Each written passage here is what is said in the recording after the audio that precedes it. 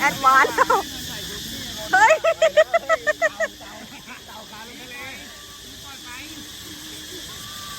เฮ้ยมันมีอะไรที่แบบบาดไหมเต่ามันจะลงน้ำอ่ะถอดหมวกมันได้แล้วมันร้อนมันเป็นหรอ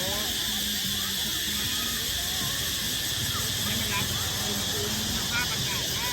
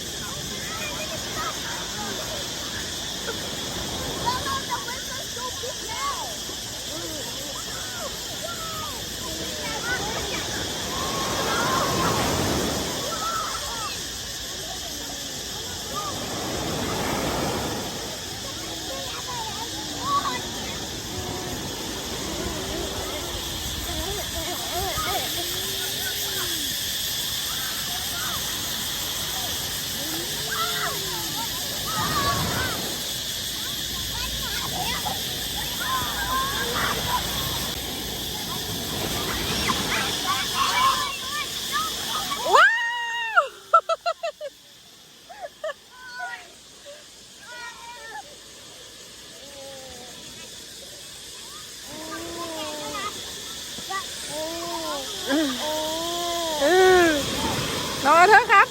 ขึ้นมาแล้ว